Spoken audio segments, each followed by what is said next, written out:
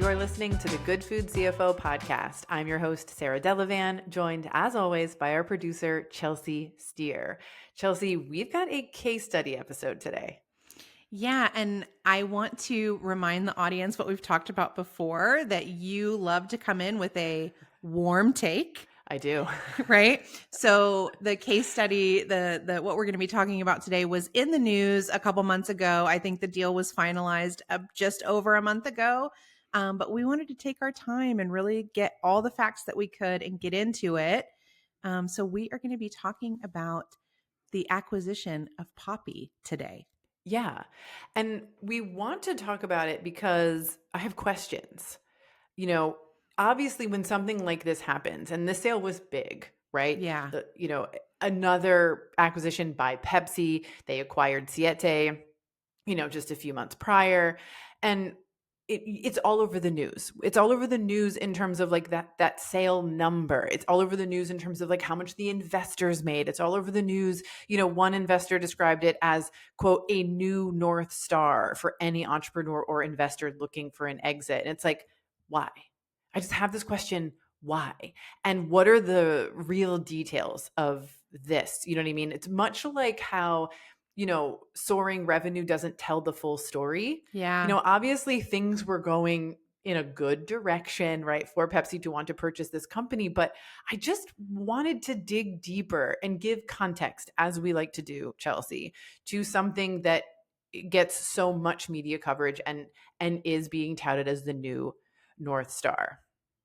Yeah, so we're going to dig into a lot of the details in our episode today, and we're going to be quoting quite a few news articles that we found online. So we're not going to actually quote any of them here in the episode, but you will be able to find links to every article that we discuss in the show notes. So make sure to check that out if you want to do some of your own research as well.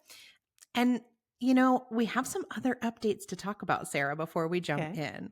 Sounds good. Yeah. So we have brought back our member-only content. We have. I'm so excited about this. Yeah. So we are sharing some member-only podcasts through our membership where we're sharing like behind-the-scenes stories of the Good Food CFO, us. Yeah. And deeper dives into like food business financial case studies with real numbers, real talk, real world examples that I think that our members are going to get really excited about. Yeah. And we have gotten feedback, forever, for the life of this podcast, about how people, no one loves the answer, it depends. Yes. Right. But it is so difficult to run through every possible scenario. We can't, pull up a company's, financial documents and make an example of them here on this podcast, right? It's just really hard to get into specifics here. We want to be general enough to provide insights, information, and helpful guidance to the founders that are listening. And oftentimes, most of the time, it sounds like it depends, right? And then we try to give some context. But what we can do and what we've decided, like, hey, wouldn't it be great if we could, take the concepts we're talking about in the podcast and actually look at some financial examples and say, in this case, this is what we would do. In this case, here would be my advice. And we're doing that for our members in a members only podcast. So when we air an episode and, we'll let you know we're going to do a deeper dive into this inside the membership, you can go there and hear more and see more. I think we're excited about this too, because members only content has been something we've tried to do in the past. And the other feedback, and this is the theme, we absolutely listen to your feedback because we are here to serve you. We say that all of the time. But another bit of the feedback was it's so hard to find everything that is available to you, right? And so we had our members only content and podcasts on our website for a while, along with some other members only stuff there. And you all are so busy that it's difficult. Like, you want information served right up to you. And I get it. So do I. I don't want to have to go somewhere to find this information that's supposed to be an additional benefit to me. It's like, bring it to my doorstep. And so now that's exactly what we're doing. Yeah, if you are a member, right, you're going to get that member only podcast, member only content delivered straight to your inbox. So all you have to Yeah. do is click a button. Yeah. Um, yeah, so I'm really excited about that. And Same. Sarah, I'd also love to share, as I mentioned already, we're going to be sharing some stories of how we're building the Yeah. Good Food CFO. And I want to talk about like why we have decided to do that and kind of give a little tease of what our members are going to be listening to and hearing, over the next few months and get Yeah. into it. Okay. So, I mean, I'm a founder, right? I have two businesses technically. We have Sarah Delavan Consulting, and then we have the Good Food CFO, and they both serve different purposes on the way to the same overall mission, right, of changing our food industry. And as a founder of the Good Food CFO, things have come more difficultly or been a bit more difficult than they were with SDC, as we call it. SDC, it's like there's no shortage of folks who want to work with us. There's no shortage of, founders that are excited to dig in and get the one-on-one CFO services. And we are able to accommodate and work with, a handful of them because it is one-on-one work. The Good Food CFO is intended to reach a much broader audience.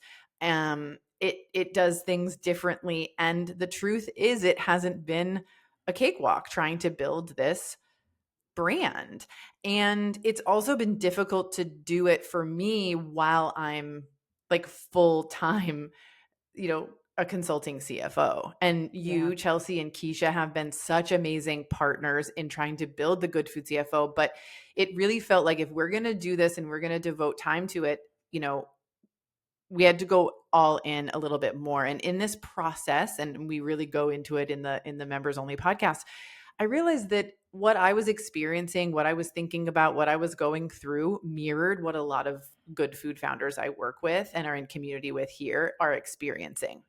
On top Yeah. of that, we're trying to build a community where people are comfortable sharing the highs and the lows, are comfortable talking about their financials, right? So that they can get support and advice and the help that they need. And I think what better way to show that this is absolutely a safe place to do that than to do it myself, Yeah. you know? And so we at the air date of this episode, this podcast episode, we have two members only podcasts that have been released, and this week is the third. And quite frankly, we're talking about the day that I went to the team, you, Chelsea, and Keisha, and talked about how there was a chance we would run out of money. Yeah. And we're getting your point of view on that, your experience and what that was like for you, what that was like for me, and just sharing. Because I think if I'm not talking about it, if we're not talking about it, how can we expect the founders in our community to feel safe and comfortable talking about it? And also, y'all are not alone. Like, this is a founder Yes. thing that we go through, and we have to take risks and chances, and we're diving into that with our members. So, Chelsea, please share with our listeners like how they can become a member if they're not already, and where they can access that info. Yeah. So, like I said, you can get all this content delivered right to your inbox. If you already are a member of our newsletter, you will see a button right in the newsletter to become a member. You can do that there. And you can also do so by clicking the link in the show notes. Yeah. I'm really excited about this, and I think the feedback so far has been really great. So I'm excited to keep on doing it. Yeah, same. Well, Sarah, I cannot wait to get into this conversation about Poppi and everything that we learned about the investment that it took to build the company, the reported payouts on the investments, Mm-hmm. and the profitability, the velocities that were reported, some more interesting stuff about Poppi strategy. So, what do you say we take a break and get right into it? Yeah, let's do it.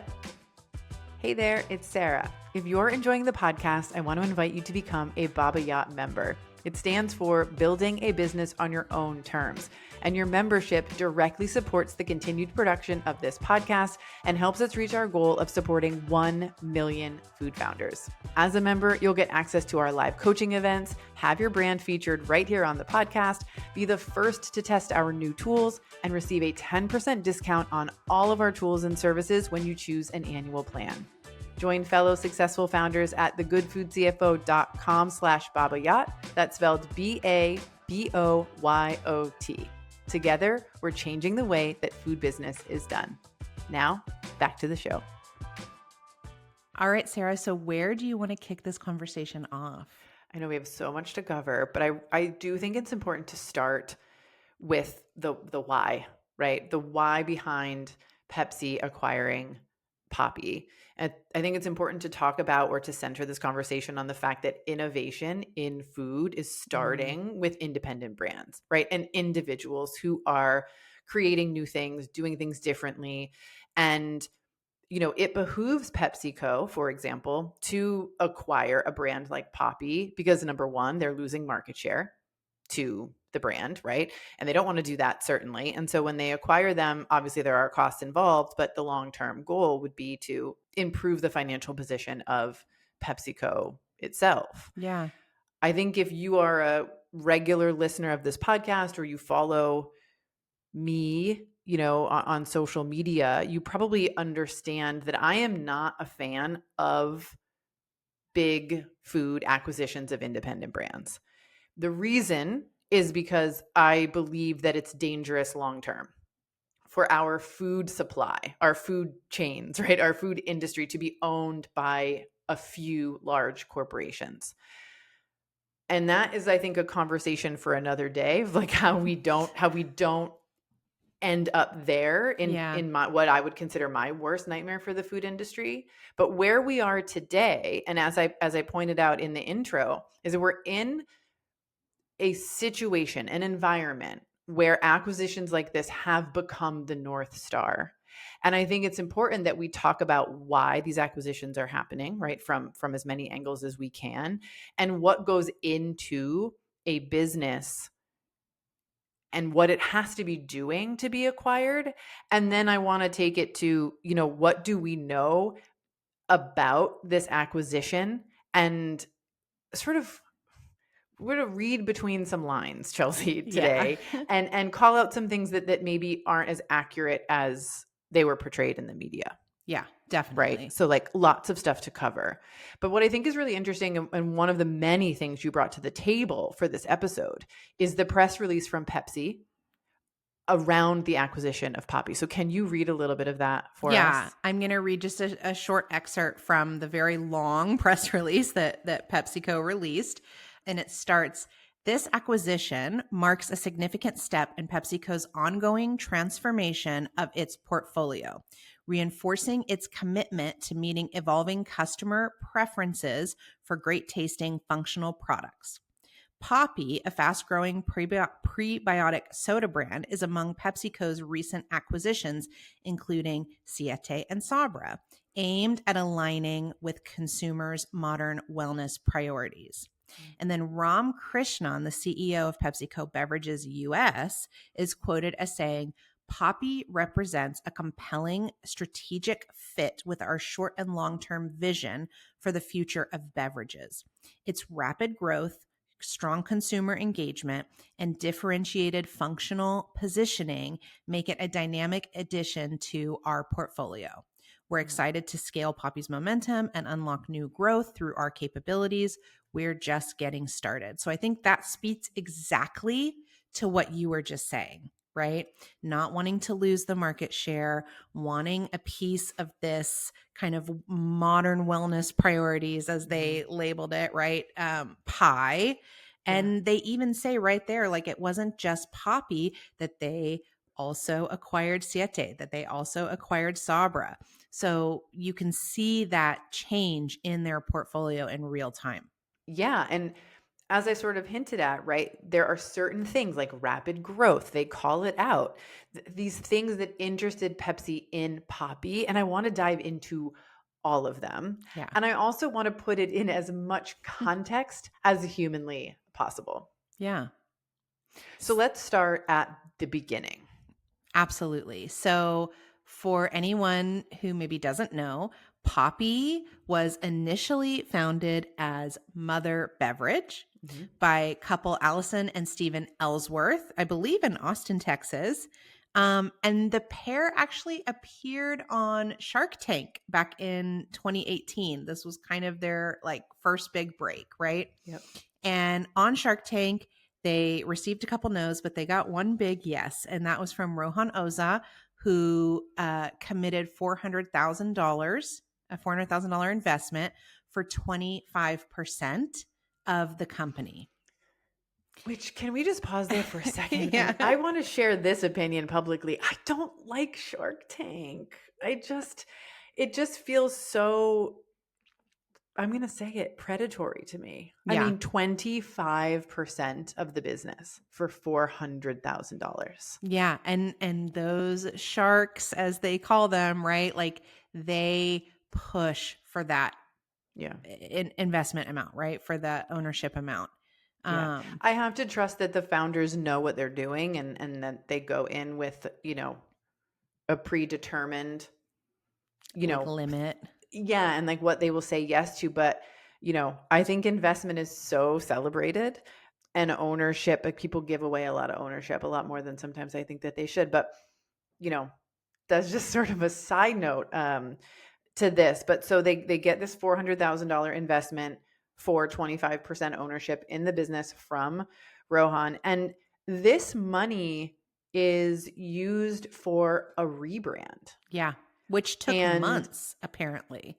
yeah, which makes sense because it was a pretty big change. And from what we've read, they also noted that they, quote, dialed down the vinegar. So I Mm-hmm. feel like this is me putting myself in the shark's shoes and thinking, okay, I can see what can be done with this brand. And I can see that this is a direction that Beverage might move in. When I taste it, it's a little too vinegary for me, right? So if we can tone down the vinegar but maintain that prebiotic benefit, and we can rebrand this to be a little less, these are my words, obviously not theirs, granola, and a little bit more like mainstream. I think Chelsea, is, when we were discussing it, they made it a bit younger, more youthful, right? Yes. More colorful, more mainstream.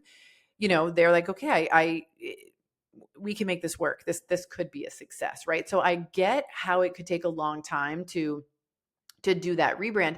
And I think that this is something that's really important to talk about, because if you look at Mother Beverage and then you look at Poppi, I think it's fair to say that Mother Beverage probably would not have had the success Yeah. that Poppi has had. And in one of the articles that we were reading, Allison Ellsworth, one of the founders, Mm-hmm. actually was talking about how that kind of incubation period, right, with the rebrand allowed them to come out of the gate swinging. Like Right. she talks about how like a lot of brands kind of address their branding as they go, Yep. whereas they were able to kind of go into a dark cave, get it all together, and then come out like loud and proud and ready to go. Yeah. And I think something to key in there is that they weren't that big yet, Yeah. right? They had proven the concept.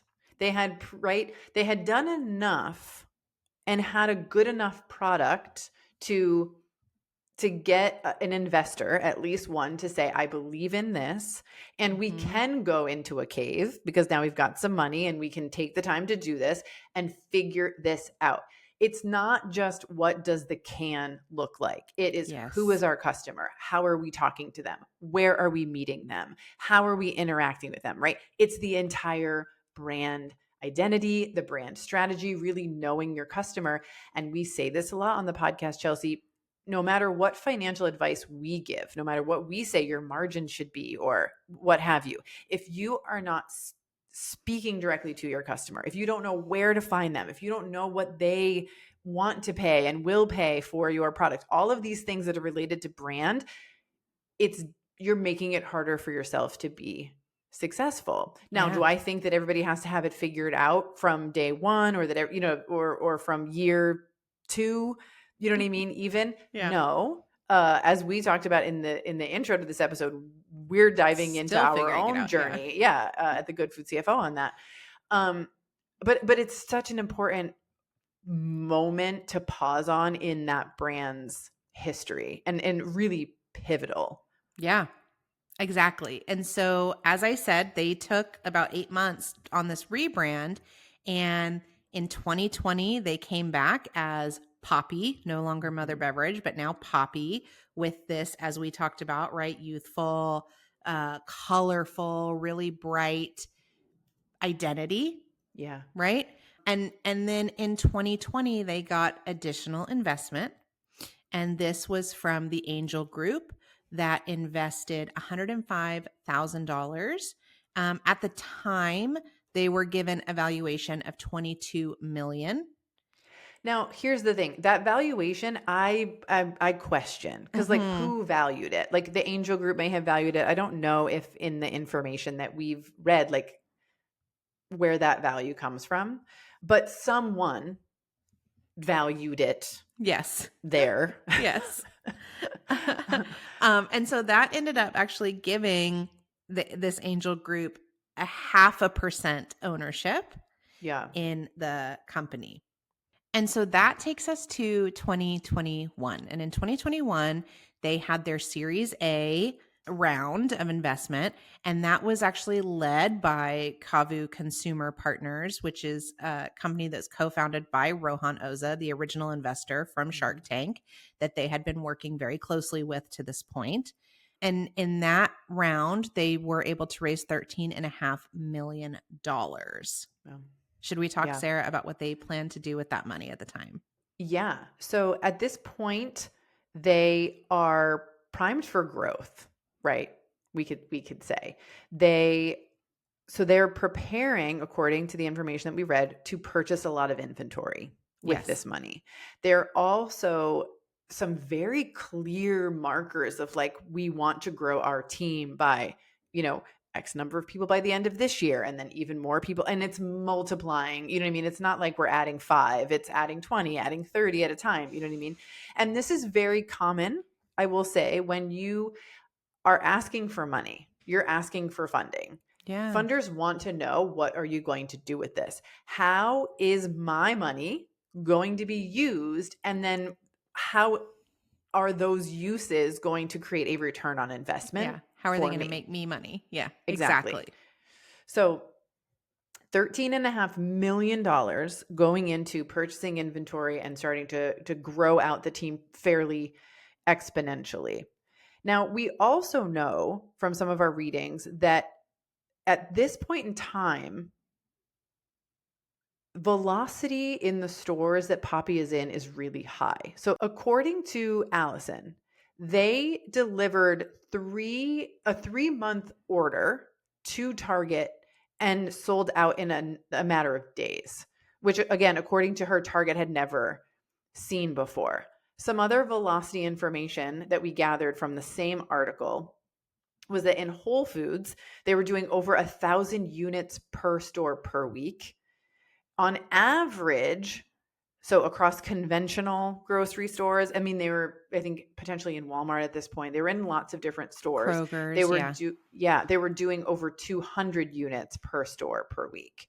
So I don't have data on like what a Pepsi is doing, right? But 1,000 units per store per week in Whole Foods and selling out at Target in a Seems like couple a of lot. days. It seems like a lot. Yeah. Yeah. So, and we also know from the press release, right, that rapid growth, right, and high velocities it's something that Pepsi had recognized in this brand. Yeah. And so with that rapid growth, with that initial investment or investment they've had so far, they entered 2022 with some big plans. Yeah. And that led to their Series B round of funding, which again was led by Cavu, right? That they've been working so closely with this whole time. And that was $25 million that they raised in Yeah. 2022. That was their final round of Yes. funding, according to the research that we've done. And so, just to give everybody listening a total, we are at $39 million of Yes. investment at the end of this Series B round of funding. So, go ahead, Chelsea. Pick up from there. So, this round of funding, from what we were able to read, was really about them being able to expand, Mhm. right? Nationwide.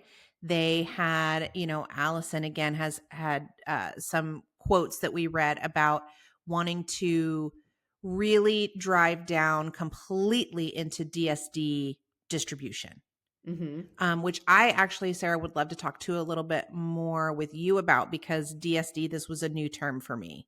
Yeah. It is direct store distribution, right? So it's very interesting because let's put a little bit of more information and context here. They were in roughly 20,000 stores Mm-hmm. in 2022, either at the time or shortly after the $25 million Series B funding was completed, right? They have aspirations of getting into 30,000 stores. So they're in 20,000 stores. They're selling between 100 units per store per week and 1,000 units per store per week.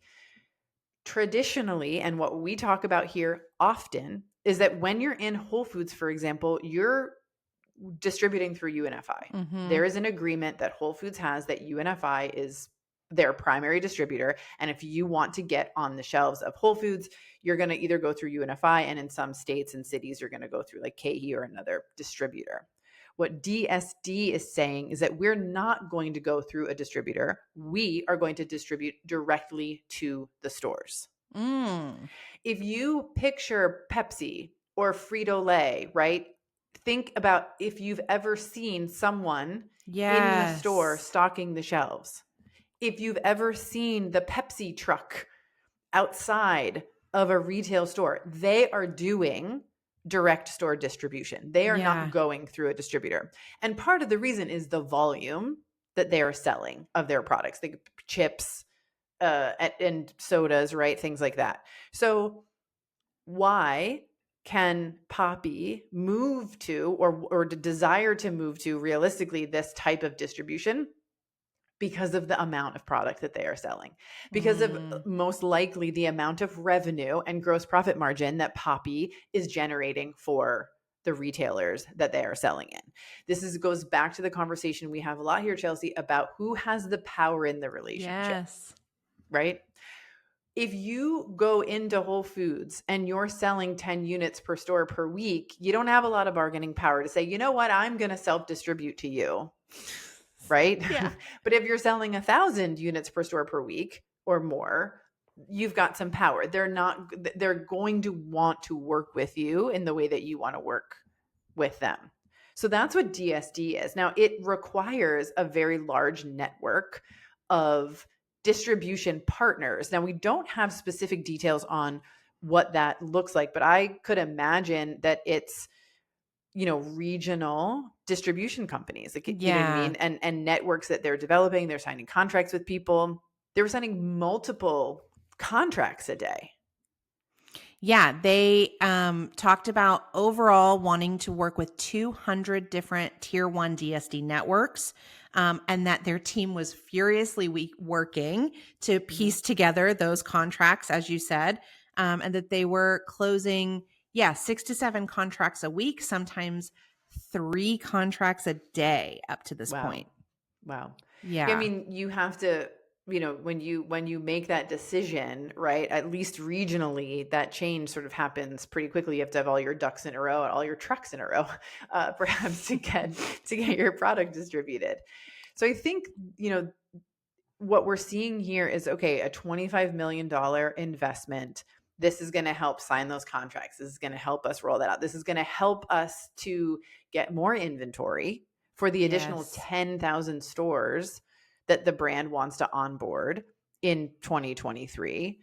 And, when we're looking at the data, and again, there's lots of different reports, depending on where you look, but there's like, 500% growth, year over year Mm-hmm. in some of the early years. It's just the growth is really astronomical, but it comes with a $39 million Investment.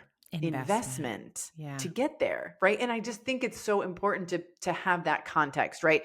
Rapid growth is exciting. It's great, you know what I mean?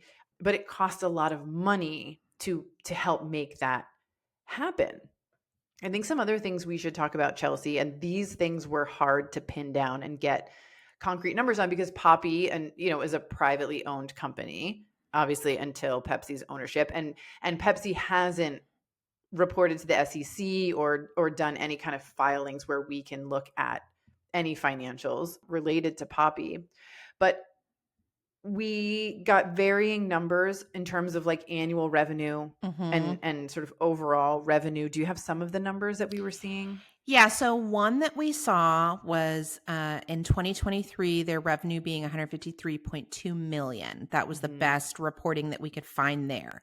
We didn't find too much information about whether or not they ever were profitable before the acquisition. There were some reports that they did achieve profitability in 2024, although we were not able to verify those claims. And I think another thing that's interesting is some of the information we found about their alleged gross profit margin. Yeah. I was astonished to see one of the few numbers that I saw around gross profit margin was 65%, but it was being reported for 2023. And if the transition to DSD had taken place, they could have, I'll say, like regained or gained some gross profit margin after making that Mm, move. So, you know, it's possible. You know what I mean? I have no idea. I have yeah. no idea, what their actual financials look like. But if you are at a 65% gross profit margin, you're self-distributing, which is what Pepsi is going to do. I mean, obviously that's a good looking business from a financial perspective. And then if you think about purchasing power of Pepsi and what might come along with that, I mean, you could drive COGS down potentially even further and boost gross profit margin. I think the other thing that was really interesting is the reported market share. Yeah, that's where I was going to go next too.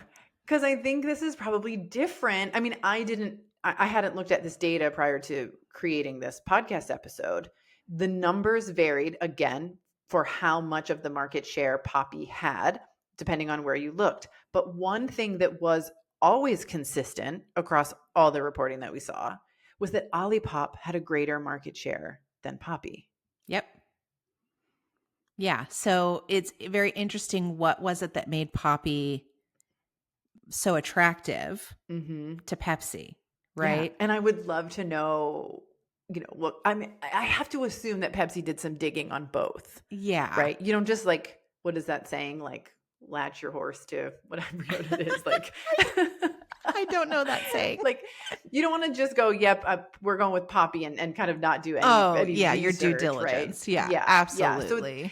it's really interesting. And to think, it's not all about market share. It's about sort of what's happening under the hood, right? What does the growth look like? What is the company that has been established here? What are the velocities in store? Not only the velocities, but just hearing you explain it, like maybe that self-distribution model was like more attractive. I mean, who knows, It right? could have been. Yeah. Or aligned more with PepsiCo. There's a lot of Hmm. reasons. Yeah. Um, Yeah. Transition could have been a bit smoother or just not a lot of transition from a physical distribution standpoint potentially yeah. as well. So again, there's a lot that some things we know, Yeah. and some things we don't, right? Because of the lack of concrete financial data that we have. But that's another reason that we want to be talking about this, Yes. right? And this leads me perfectly, I think, to the acquisition. On May 19th, 2025, PepsiCo acquired Poppi for $1.95 billion. Yeah, and Sarah, that deal included what they say is $300 million of anticipated cash tax benefits, Mm-hmm. which makes the net purchase price 1.65 billion. What do they mean exactly? Cash tax benefits. So there's something, and it could be a number of things going on in this acquisition that would create a tax benefit for Pepsi. I'm not saying Mm, that this is it, but let's just say that Pepsi had acquired a company that was not profitable or that was experiencing losses, or this acquisition maybe, created losses on their P&L for the year, right? mm, There could be tax benefits for that. We don't know the details as to why, but because there is a cash tax benefit of 300 million, Essentially, what Pepsi is actually paying out is that $1.65 billion. So I did a lot of digging, couldn't find any specifics. Something else we know, Chelsea, is, and we kind of hinted at earlier, is that they haven't done any SEC filings. The why behind this might become Yeah. clear, if and when the filings are completed. Yeah, I cannot wait to get my hands on those filings. Yeah. So a big part of why we wanted to do this episode is this truly a North Star, right? Mm. And who is it a North Star exit for? 4. Is it the investors? Is it the founder? Is it everybody, right? And what really, really sparked my interest was the articles around the payouts that the investors reportedly received after PepsiCo's acquisition. Yeah. And I'm just going to go ahead and say it, that the math doesn't make sense. Nope. No, especially in those last 2 rounds, right? Yeah. It doesn't make sense at all. Yeah. So let's talk through for our listeners, like, what is it that doesn't make sense and why I think, and you agree that it's important to talk about this, Yeah. right? Because when we're painting a picture in the media about the amazing returns on investment that people are getting, can we really trust the information that we are receiving? And in this case, it feels the answer is certainly no. Yeah. So let's detail it. Yeah. So when we looked into the returns on these investments, what we were able to find, and again, as you kind of hinted at, Sarah, right? We don't know that all of this is accurate, but we were able to find that angel group that invested the 105,000 in 2020 was able, or supposedly got an 88 times, like 88x return on that investment to the tune of $9.5 million. And then here's where things get a little funky. The report that we saw in Forbes around the Series A and the Series B funding rounds quoted that the $13.5 million that was raised in the Series A round reportedly saw 144x return, and that the $25 million Series B saw a 78x return. So let's break this down for folks. So when we say 144x return, essentially the math there is 144 times the investment amount. So if you take $13.5 million and you multiply it by 144, you get $1.94 billion. Just about the entire acquisition price, right? Purchase price from Pepsi. If you take the $25 million investment and you multiply that by 78, you get 1.95 billion.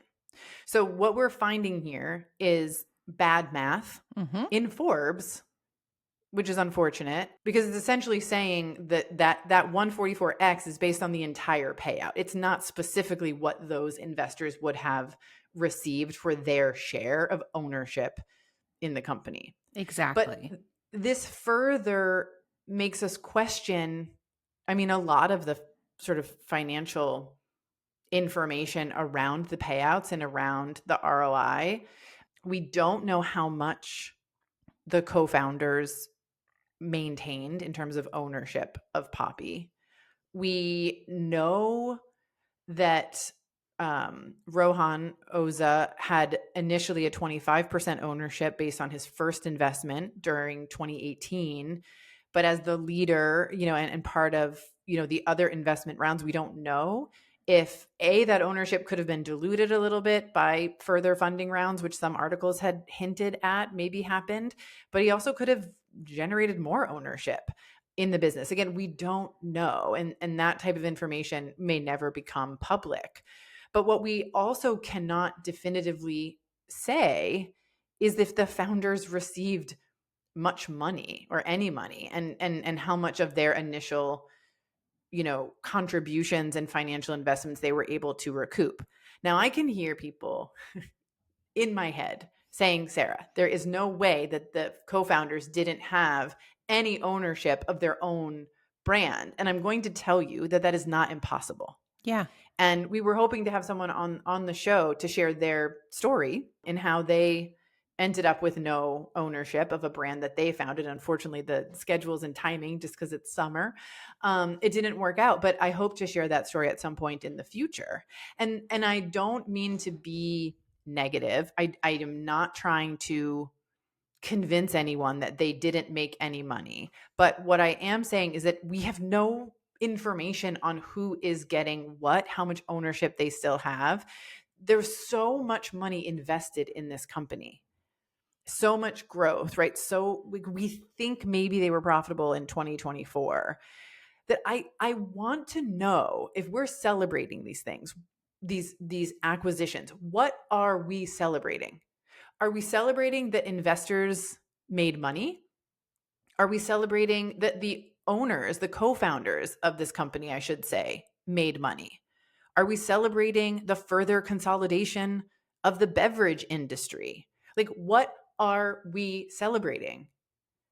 Because to me, we're celebrating a number, and no one is saying anything other than the investors made a lot of money Mm-hmm.